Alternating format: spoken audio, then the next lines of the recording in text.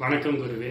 இன்னைக்கு நம்ம நவகிரகங்கள் நவதானியங்கள் பற்றி பார்க்கலாம். குறிப்பாக என்னன்னா நவகிரக பிரீதி, நவகிரக பரிகார பூஜை இதெல்லாமே சொல்கிறாங்க.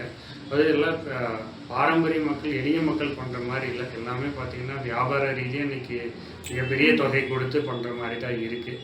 அதனால இந்த நவகிரகங்களுக்கு உட்பட்ட நவதானியங்கள் என்னென்ன, எந்தெந்த நவகிரகங்களுக்கு என்னென்ன தானியங்கள் வச்சு நம்ம பூஜை பண்ணால் அந்த பரிகாரம் நமக்கு எளிய முறையில் கைகூடும், நம்ம வேண்டிய காரியங்கள் சீக்கிரம் நிறைவேறணும். அதுக்கான பூஜைகள் சொல்லுங்கள்.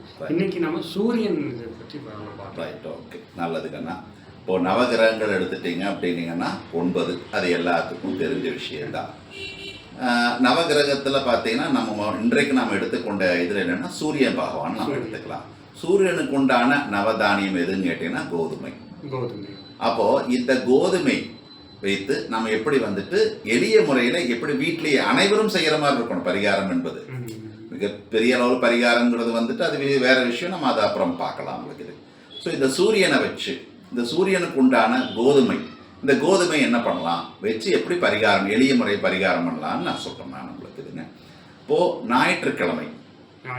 ஞாயிற்றுக்கிழமை காலை 6 to 7 சூரிய ஓரை அன்றை என்ன பண்ணுறீங்க அப்படின்னீங்கன்னா காலையில் எழுந்திரிச்சு நம்ம ஸ்நானமெல்லாம் பண்ணிட்டு குளிச்சு முடிச்சுட்டு இறைவன்கிட்ட உங்கள் வீட்டில் கூடிய குலதெய்வ வழிபாடோ இல்லை வீட்டில் பூஜை அறையில் என்ன பண்ணுறீங்கன்னா 2 தீபங்களை வைங்க. 2 நல்லெண்ணெய் தீபம், அது மண் விளக்காக இருந்தாலும் சரி. மண் விளக்கு எப்போவுமே சிறப்பு. கார்த்திகை விளக்குன்னு சொல்கிறோம் இல்லைங்களா உங்களுக்கு இதுங்க. அந்த மண் விளக்கு 2 வச்சு அது நல்லெண்ணெய் இட்டு திரிய 2 திரி போடணும். எப்போவுமே ஒரு விளக்குக்கு 2 திரி, 2 திரியை 2 நல்லா இது பண்ணி 2 இது பண்ணி அதில் போட்டுட்டு 2 கோதுமை, ஒவ்வொரு விளக்குல 2 கோதுமை மணியை 2 கோதுமை மணி உள்ள வச்சுட்டு உங்களோட பிரார்த்தனை செய்து வழிபட்டு வந்தீர்கள் என்றால் உங்களுடைய சூரியனால் உண்டான தோஷங்கள், சூரியன் உதாரணத்துக்கு பார்த்தீங்க அப்படின்னம்னா சில பேர்த்துக்கு நீசத்தில் இருப்பார், சில பேர்த்துக்கு 6, 8, 12 இருப்பாங்க.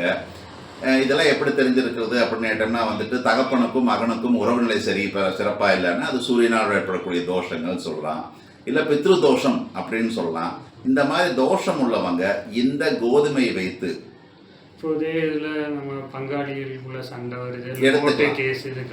எல்லாமே, ஏன்னா சூரிய பகவான் இல்லைன்னா நீ உலகமே இல்லை. அப்போ சூரியனால் ஏற்படக்கூடிய தோஷங்கள் விலகும்னா இந்த மாதிரி எளிமையான ஒன்று.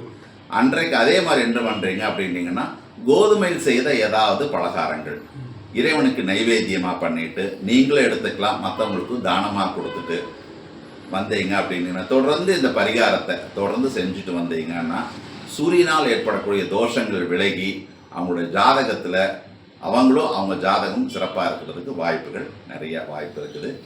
குருநாதரே, இந்த சூரிய ஓரையில் தான் பண்ணணுமா இல்லை காலை பொழுது 6 மணிலேருந்து 9 மணிக்குள்ள? ஏன்னா பரிகாரம் பூஜைங்கிறப்போ அது கொஞ்சம் காலங்கள் எடுக்கும் இல்லைங்களா?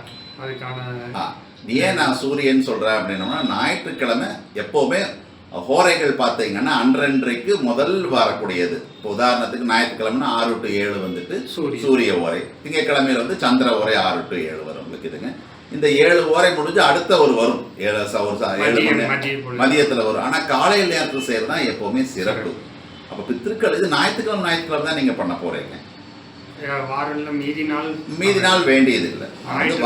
ஞாயிற்றுக்கிழமை மட்டும் சூரியனுக்கு உண்டான பிரீத்தி, இந்த பிரீத்திங்கிறது பரிகாரம், இது நீங்க பண்ணினீங்கனாலே சிறப்பாக இருக்கும். சிறப்புங்க, அருமையான பதிவு, மிக தெளிவாக இருந்ததுங்க. நன்றிங்க. ரைட், ஓகே, இன்னொரு பதிவில் சந்திக்கலாங்கண்ணா. நன்றி.